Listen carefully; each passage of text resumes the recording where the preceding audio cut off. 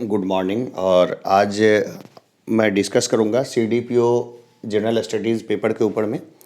तो ये जो जनरल स्टडीज़ का पेपर हुआ है ये 2 दिनों में ख़त्म हो गया एग्ज़ाम सीडीपीओ का, 8 नवंबर और 9 नवंबर को।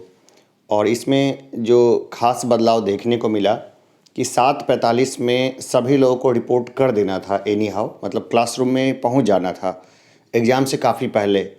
और इसके बाद सेकंड सीटिंग भी थी, तुरंत जस्ट बाद थी, तो सेकंड सीटिंग में भी ज़्यादा वक्त नहीं मिलता था। तो छात्रों को एग्जामिनेशंस के दौरान काफ़ी लंबा बैठना पड़ा और भाई बैठने की काबिलियत की भी एक तरीके से जांच हो गई। तो चलिए आज हम लोग जो है ना ये जीएस पेपर 1 को हम लोग डिस्कस करेंगे। तो ये कॉमन पेपर है पूरा ही, है ना। थोड़ा सा धुंधला आ रहा होगा, वो थोड़ा सा स्कैन करने की प्रॉब्लम आ गई है, तो थोड़ा सा इसको देखिए। नॉर्मली जो क्वेश्चन पूछा जाता है वही था, कोई बदलाव नहीं। खंड 1 एवं खंड 2 से प्रत्येक से 3-3 प्रश्न और खंड 3 से 2 प्रश्न का चयन करते हुए कुल 8 प्रश्नों का उत्तर देना था।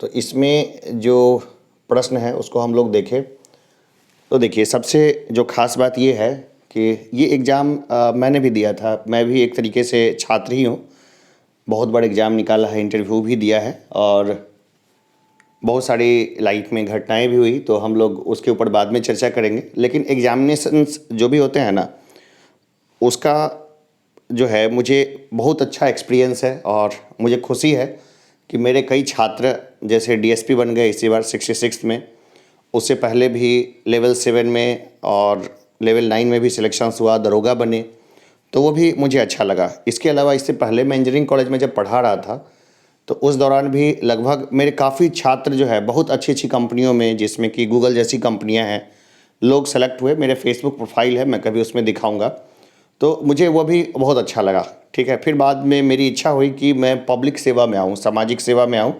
सामाजिक सेवा में आने के लिए ही मैंने फिर इस फील्ड को चुना, ताकि मैं प्रोफेशनली लोगों की मदद कर सकूँ। तो खैर मैं इसी दौर में हूँ, आप लोग के साथ ही शामिल हूँ। चलिए, तो पहला क्वेश्चन देखते हैं। जो पहला फर्स्ट क्वेश्चन था, जो एज यूजुअल जो होता है, वो ये था कि 1857 के संथाल विद्रोह के कारणों और परिणाम के महत्व को उजागर कीजिए। अब देखिए, ये क्वेश्चन जो है ना कोई आज का नहीं है। ये क्वेश्चन जो है ना संथाल वाला, ये हमेशा से पूछा जा रहा है। संथाल रिवॉल्यूशन का टाइम क्या था? 1855 से 56 के बीच में था। ठीक है, 1855 से 56 में संथाल विद्रोह हुआ था। संथाल विद्रोह किसने किया था? संथाल विद्रोह किसने किया था? भाई संथालों ने किया था। कौन से नेतृत्व किसने दिया? 4 भाई थे, सिद्धू, कान्हू, चांद और भैरव। तो 4 भाइयों ने इसको नेतृत्व प्रदान किया था। और इसमें इतना कंटेंट है ना कि जैसे कि मैंने इस पे जैसे 5 पेज लिखा है, तो 5 पेज ऐसा नहीं लिखा कि कुछ भी लिख दिया, ठीक है ना। जिससे दीकुओं की समस्या से लेके अंग्रेज़ों वो ज़मींदारी जो टेनेंसी एक्ट जो 1793 का के बीच जो आया था, है ना, वो सब इसमें जो है वो आएगा। और अच्छा कंटेंट चाहिए कि इस प्रश्न के सारे डायमेंशंस को कवर अप किया जा सके। तो क्लास 12th की 11th नहीं 12th क्लास में एक बुक आती है एनसीईआरटी की। तो एनसीईआरटी की बुक में जो है ना संथाल्स के बारे में काफ़ी कुछ दिया हुआ है कि पहाड़िया लोगों को कैसे उसने डिस्प्लेस किया, क्या किया। तो ये वाला जो क्वेश्चन है ना, ये क्वेश्चन बहुत काफ़ी अच्छा है और मैंने इसके बहुत अच्छे नोट्स भी दिए थे। और मुझे अच्छा लगा कि मेरे कई सारे छात्र थे जो मेरे से जुड़े हुए थे, वो भी एग्जामिनेशन सेंटर्स में मेरे साथ ही थे और एग्ज़ाम भी दे रहे थे। तो मुझे अच्छा लगा।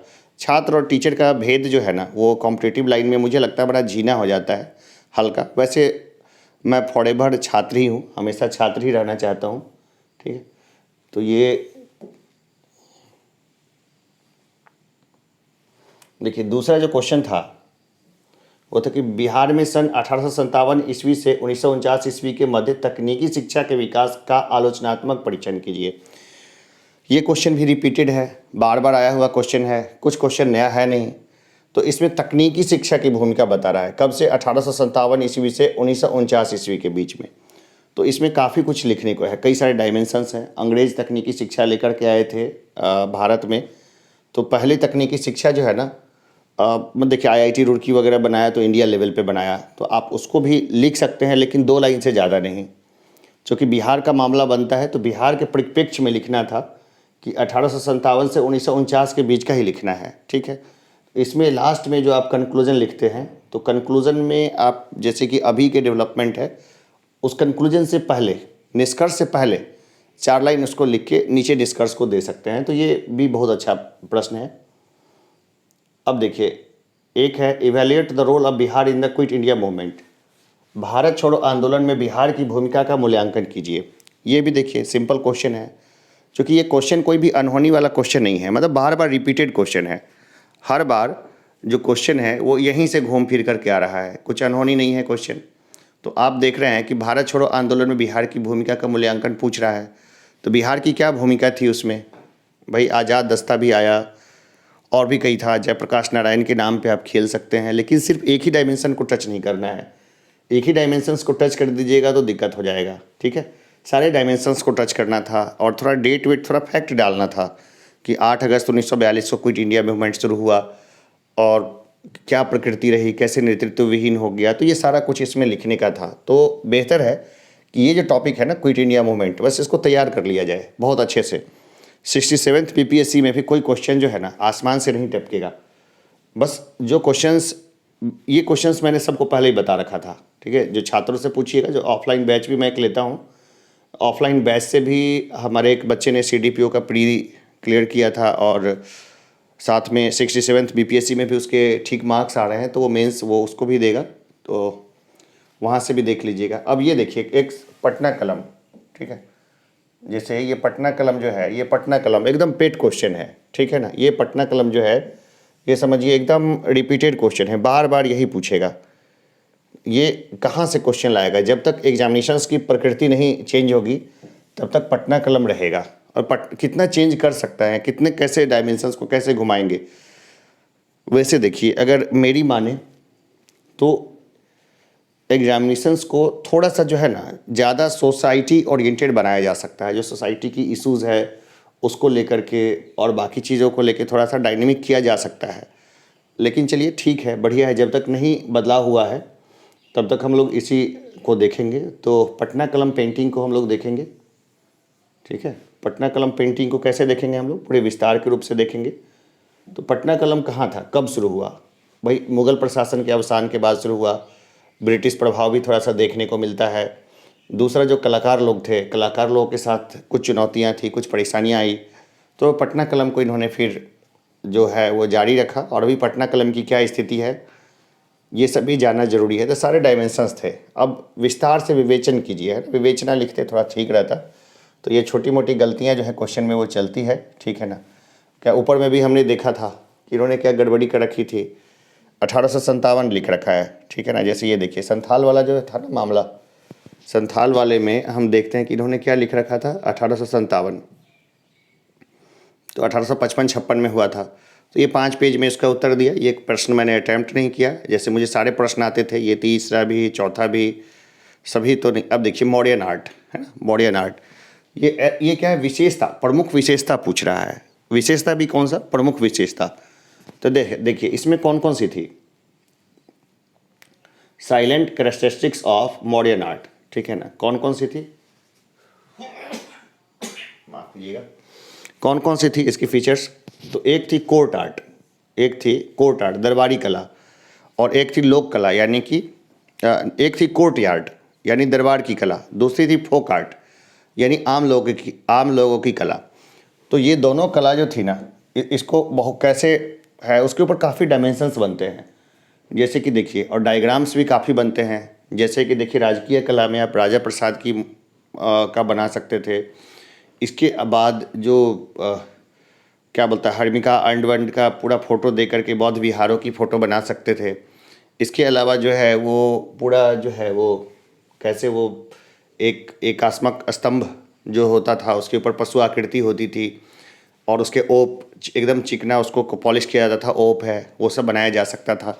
जो नहीं बनाया जा सकता था वो आप जैसे दीदारगंज की अच्छी की मूर्ति आप कैसे हाथ से ड्रॉ कर सकते हैं। मेरे से तो ड्रॉ होता नहीं, तो मैंने उसको ड्रॉ नहीं किया, लेकिन उसके बारे में लिख दिया, ठीक है ना। तो मॉडर्न आर्ट जो है ना, ये एक अच्छा क्वेश्चन था। हम लोग फिर देखते हैं कि देखिए ये एक प्रश्न भी मैंने अटैम्प्ट किया था। Write short notes on any 2 of the following, Champaran Satyagraha, Pala art, role of Gandhi in freedom struggle, Tagore's role in educational development. अब देखिए ये प्रश्न भी एक तरीके से समझिए जो कॉमन था, आराम से ये प्रश्न बनता। तो चंपारण सत्याग्रह लोग बचपन से समझिए पढ़ते ही आ रहे हैं। पाल कला है, वो भी हर कोई अच्छे से जानता है। पाल कला को भी धीमन बिठपाल वगैरह के नाम वाम दिस दैट सब घोटा हुआ होता है सब लोगों का।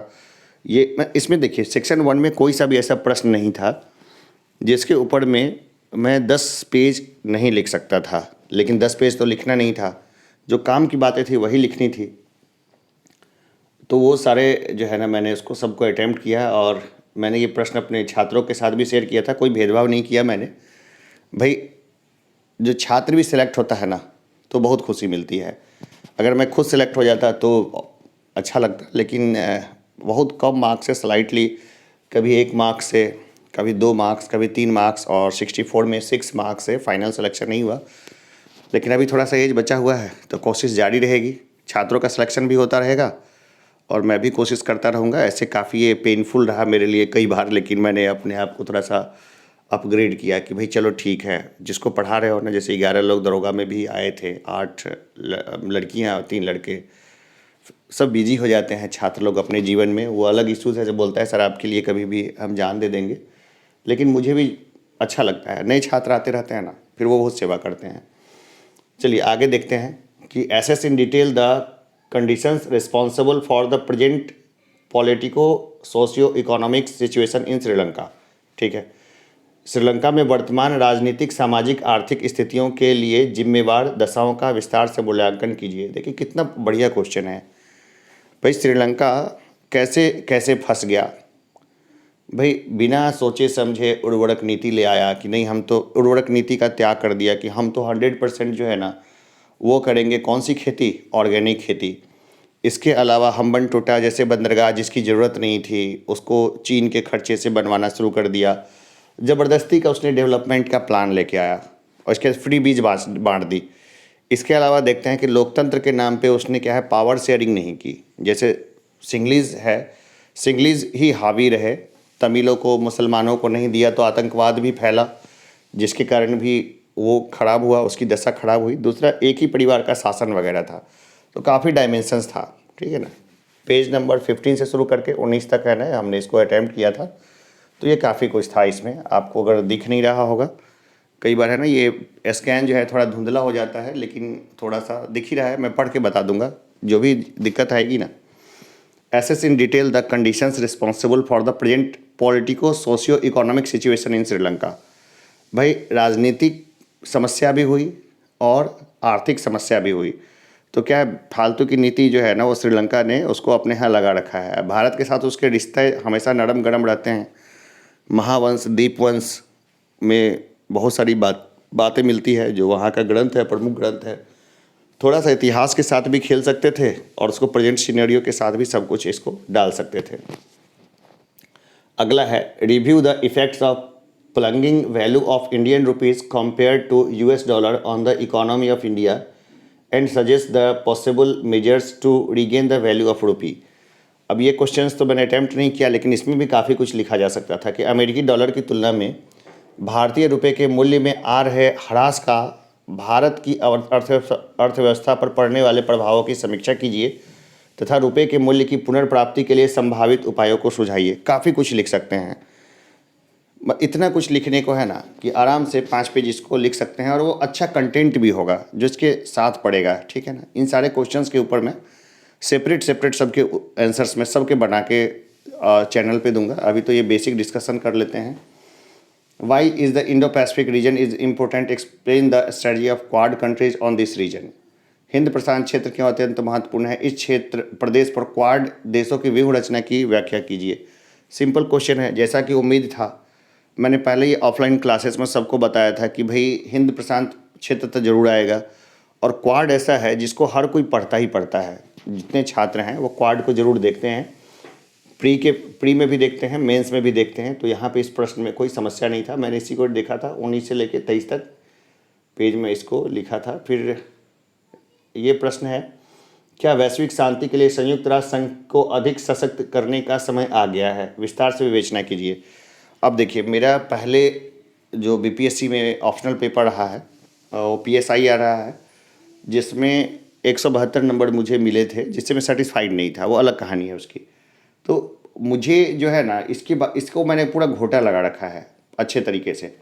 इस तरह के सारे घोटा क्या मतलब सारे फैक्ट फिगर्स प्रेजेंट के साथ, उसका जो कॉन्टेक्स्ट के साथ जो उसका सिमिलरिटी है, डिस्पैरिटी है, वो सब मुझे आता है इसके बारे में। तो मैंने क्या किया कि इस प्रश्न की जगह पे मुझे अच्छा लगा कि ये वाला प्रश्न मुझे अच्छा लगा कि बिहार राज्य के लिए प्राकृतिक आपदाओं से अपेक्षित राहत पाने के लिए कोई उपयुक्त योजना नहीं है, इस संबंध में एक औचित्यपूर्ण योजना प्रस्तुत कीजिए। तो देखिए, मुझे लगा कि ज़्यादातर लोग तो ऐसे प्रश्नों को लेके बढ़ेंगे PSI, क्योंकि इंटरनेशनल रिलेशन का ये सेक्शन होता है, तो मुझे थोड़ा अलग करना था। तो मैंने क्या ये प्रश्न किया, 24 से 28 तक के पेज में इसको लिखा। दरअसल जो BPSC की जो कॉपी आती है ना, उसके प्रथम पन्ने पे आपने कहाँ से कहाँ तक प्रश्न का उत्तर लिखा है वो लिखना होता है। तो कई लोग उस पर लिखना मिस कर जाते हैं। तो ये मैं एक तरीका बताऊंगा अपने छात्रों को कि सबसे पहले कॉपी पे तो कॉपी पे तो पेज नंबर सबसे पहले कॉपी पे ही डालिए, और बाद में आप एग्ज़ाम दे के निकलते हैं तो दुनिया भर का कन्फ्यूज़ रहते हैं कि पेज नंबर लिखा नहीं लिखा या क्या हुआ।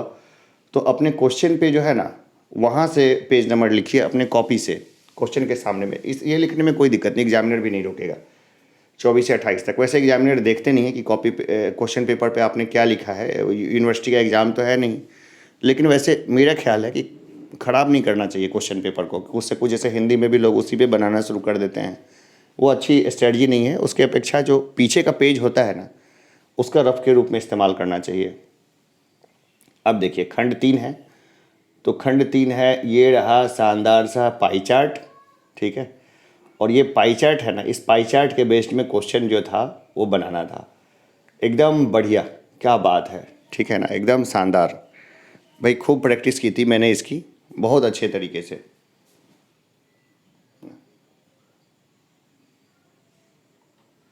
देख लिया होगा सब लोगों ने, ठीक है ना। इससे संबंधित जो क्वेश्चन है वो एकदम बढ़िया क्वेश्चन है कि आप कैसे इसको बनाएंगे, है ना। ये हिंदी में भी इसको देखने को मिलेगा, ये सेम पाई चार्ट है, 2 जगह बना देते हैं पाई चार्ट को, है ना। ये रहा,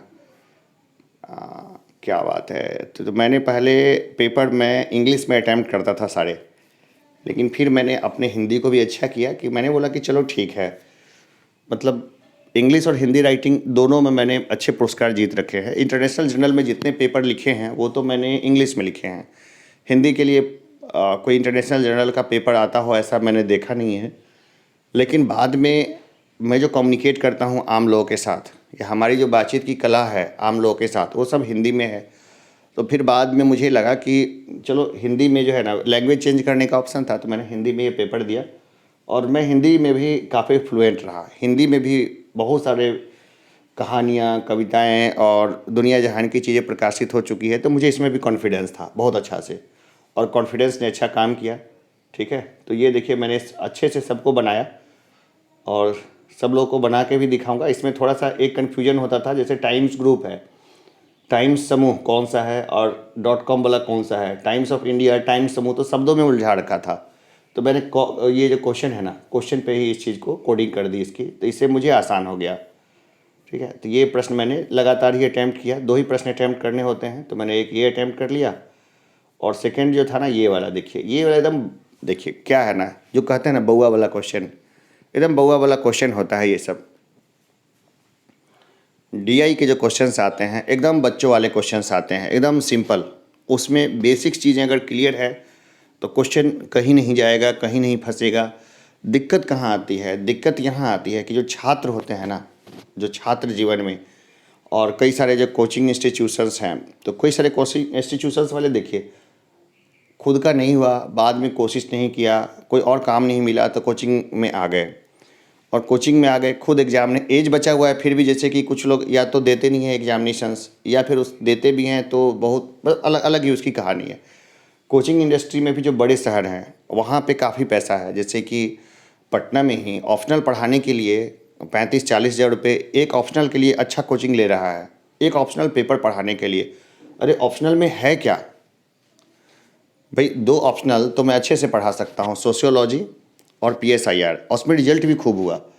जैसे छात्र लेवल 7 में भी गए, लेवल 9 में भी गए, और बहुत सारी चीज़ें थी। लेकिन क्या है ना कि प्रचार, हर जगह प्रचार प्रचार प्रचार प्रचार लगा दिया और लोगों को पूरा कंफ्यूज कर दिया। देखिए एक सिंपल सा चीज़ है, अभी मैं सरारंजन क्षेत्र में मिथिला एकेडमी के नाम से मैं ऑफलाइन इंस्टीट्यूशंस चला रहा हूँ और हमारे पास बच्चे होंगे 10-12 के करीब करीब छात्र हैं। तो उसकी अगर मैं 100 बच्चों को पढ़ाता हूँ बहुत मेहनत से अपनी आइडियोलॉजी में, तो 10 बच्चे का सिलेक्शन हर हाल में होगा। जो 10 बच्चे हैं उसका सिलेक्शन हर हाल में होगा। जो बाकी 90 बच्चे होते हैं वो कहाँ उलझते हैं। मेरी तो इच्छा रहती है कि 100 में 100 का करवा दो, तो उलझते कहाँ पर है। देखिए बहुत सारे लोग होते हैं कोई ना कोई घरेलू काम में या एकदम फिजूल की चीज़ों में उलझ जाते हैं। तो मेरी कोशिश रहती है छात्रों को उलझने न दें कोई फिजूल की चीज़ों में।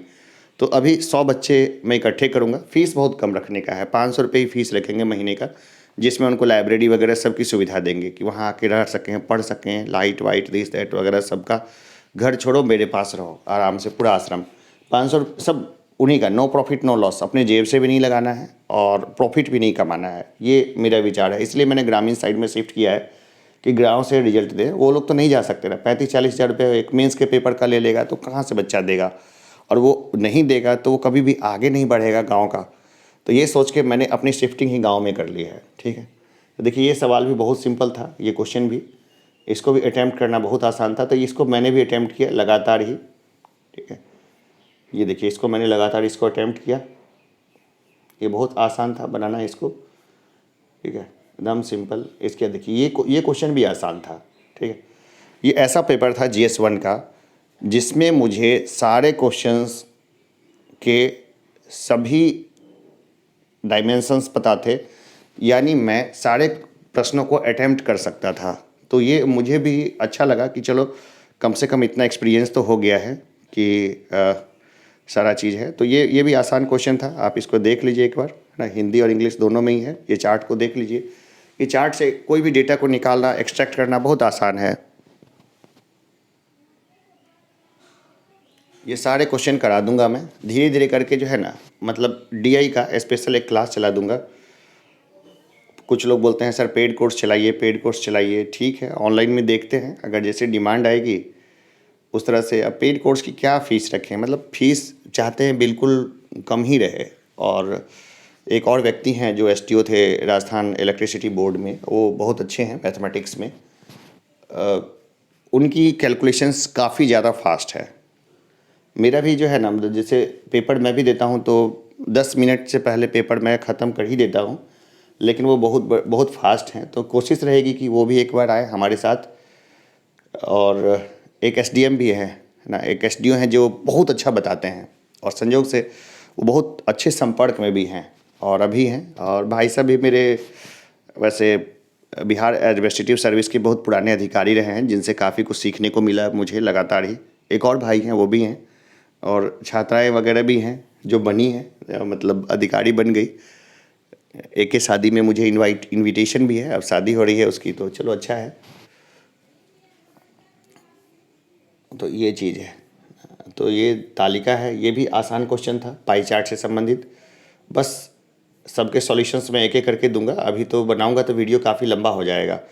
तो ये पेपर जो था ना, ये पेपर जो था, वो जो तैयारी करते हैं वो कुछ अनहोनी नहीं था उनके लिए पेपर। ये सारे पेपर्स अच्छे से किए जा सकते थे और लोगों ने किए भी हैं। और इस बार जो एग्जामिनेशंस था ना, वो काफ़ी फेयर हुआ है, बहुत ज़्यादा फेयर। मतलब मुझे ऐसा लगता है कि CDPO जो है ना, वो मैं आराम से हो सकता है कि बन जाऊँ।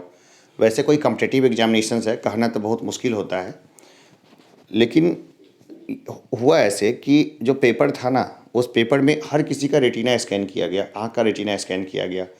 दूसरा जो एडमिट कार्ड को स्कैन किया गया, फ़ोटो तो लिया ही गया, और एडमिट कार्ड पे एक बारकोड चिपका रहे थे, पता नहीं किस हिसाब से।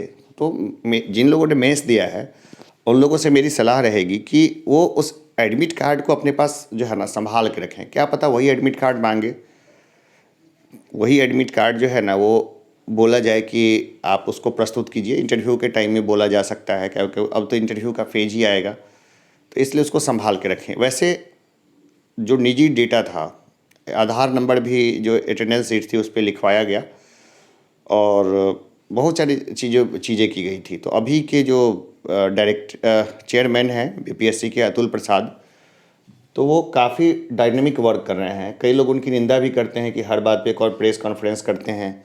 लेकिन भाई एक था ना, एक ट्रस्ट डिफिसिट हो गया था बीपीएससी में, कि छात्र जो थे ना उनको ट्रस्ट नहीं हो रहा था बीपीएससी के ऊपर में। कई सारी ऐसी घटनाएं भी हुई, जैसे कि देखिए ऑफ द रिकॉर्ड कई सारा बात था, जैसे कि एक महिला, नाम नहीं लूँगा क्योंकि नाम तो पेपर में ऑलरेडी आउट हो गया था, तो वो एमओ थी, सप्लाई इंस्पेक्टर से एमओ चुने जाते हैं। तो इंटरव्यू हमने दिया था साथ में, मैं तो 6 मार्क्स से मेरा नहीं हुआ था, तो हम लोग उसको बहुत सारा कॉपी वॉपी मंगवाई, बहुत सारा डिस्पैरिटी मिलने को देखने को मिला। जैसे बहुत सारी कॉपी थी, बहुत सारे क्वेश्चंस में आंसर्स नहीं दिए, मार्किंग नहीं की गई थी, या फिर क्या बोलते हैं उसको, जो पहले पन्ने पर जो कॉपी है ना, मार्क्स उसको कट करके कम मार्क्स किए गए थे। तो ये सारा कुछ देखने को मिला था। 64 बीपीएससी में हमने ये सारा चीज़ देखा था। तो मैंने लगभग 200-300 कॉपियों को मैंने बहुत तरीके से मंगवा के फिर अपना एनालिसिस किया कि आखिर बीपीएससी मार्किंग कैसे करती है। तो कई जगह पे तो सेटिस्फाइड हुआ मैं, और कई जगह पे मेरा सेटिस्फेक्शन नहीं था। तो इस बार जो है ना, वेटिंग वोटिंग को लेकर के बहुत सारी घटनाएं हुई थी, और हमारी एक टीम जिसमें पूजा दीदी शामिल थी, अतुल प्रसाद से मिलने के लिए गए। तो उन्होंने जो फार्मूला बताया, जिस फार्मूले के जरिए अब कॉपी चेक होगी, तो अब मुझे लगता है कि काफ़ी फेयर होगा सारा काम। और जो छात्र हैं, जो अच्छे छात्र हैं, उनका सिलेक्शन जो है वो अब आसान होगा। हाँ, वो जो एमओ थी, सप्लाई इंस्पेक्टर के जरिए जो एमओ बनती हैं, तो वो ना 50,000 घूस लेते हुए पकड़ी गई। 64 बीपीएससी में से बनी थी वो। तो उसने क्या किया कि उसने जो है ना वो, मतलब अपने उच्च अधिकारियों को बताया कि इंटरव्यू में वो पैसे दे करके गई थी, तो इसलिए उसको पैसे की वसूली, बहुत कर्जा चढ़ गया था, इसलिए वसूली कर रही थी। अब उच्च दबी जुबान से तो सारी बातें चलती रही, लेकिन ये बातें पब्लिक डोमेन में नहीं आती है। पब्लिक डोमेन में इसलिए नहीं आती है कि एक तो सबसे पहले इसका कोई मतलब नहीं बनता, दूसरा जो सिस्टम में जो आ गए ना, वो एक दूसरे की मदद करते हैं। क्योंकि सिस्टम में देखिए 99% जो लोग हैं ना, वो किसी न किसी हिसाब से करप्शन जैसे काम में लिप्त होते हैं। उसका अलग स्टोरी है, क्यों होते हैं, किस लिए होते हैं। क्योंकि हमारे सोसाइटी में जो है ना, करप्शन को बुरा नहीं माना जाता है। करप्शन को बुरा नहीं माना जाता है। जो लोग करप्ट नहीं है, या तो उनके पास पावर नहीं है, या फिर वो 1% में ही आते हैं कि 1% लोग ही हैं। नहीं तो 99.9% लोग, सिस्टम ही ऐसा बटा हुआ है ना, कि वैसे मेरे बहुत सारे साथी हैं जो पहले नहीं थे, किसी मतलब पूरा फुल ईमानदार बनने की कोशिश करते थे, लेकिन जैसे कि उनकी जॉब हुई, तो जॉब संविदा पे हुई उनकी, है ना। इसके बाद वो अच्छी डिग्री लेके, जैसे कि इंजीनियरिंग से डिग्री लेके एमटेक वगैरह करके, जब घर परिवार के प्रेशर में फ़ॉरेन वगैरह नहीं जाके, जैसे कि देखिए मैं कनाडा में जाऊँ तो आज मेरे लिए जॉब अवेलेबल है, लेकिन मुझे वहाँ जाने की इच्छा नहीं है। मैं चाहता हूँ कि भाई इसी मिट्टी के लिए मैं काम करूँ। और कनाडा जाने के बाद क्या है, कई सारे और भी, ऐसा थोड़ी है कि सब चीज़ों का सॉल्यूशन मिल जाता है। मेरे साथी हैं यूएसए, कनाडा वगैरह में, मैं उन सब का भी जीवनी थोड़ा थोड़ा रिव्यू करूँगा, ताकि आप लोग भी जानें। अगर मैं 22 ईयर्स का होता जब डिग्री हुई थी, तो मैं बाहर जाता तो आराम से वहाँ पे रह सकता था। अभी मेरी इच्छा नहीं है जाने की, इस एज में आकर के। ठीक है, तो यही है कि जो जितनी मेहनत मैं फ़ॉरेन में जाके करता, उतनी मेहनत मैं यहीं कर रहा हूँ। बाकी है कि आप लोगों से फिर बातचीत करता रहूँगा। एक और था छात्र 67th बीपीएससी के पेपर लीक में, उसको भी मैं अच्छे से जानता हूँ। उसकी भी सारी गड़बड़ी की फाइल थी, वो भी साइड से ही, लूप लाइन से ही गया था, लेकिन इन लोग को जॉब से भी नहीं हटाया गया, है ना। तो अभी देखिए कि बहुत सारी और भी बातें हैं, लेकिन अभी GS1 के ऊपर ही रहते हैं। हाँ, इस CDPO वाले में मुझे ऐसा लगता है कि जो कुछ भी होगा वो बहुत ज़्यादा फेयर होगा और बहुत अच्छे से होगा। खैर, अभी के लिए इतना ही। सब लोग को गुड बाय, धन्यवाद। लगातार पढ़ते रहिए। आगे बढ़ने के लिए जो है ना, आपका स्टडी ही आपको आगे लेकर के जाएगा। धन्यवाद।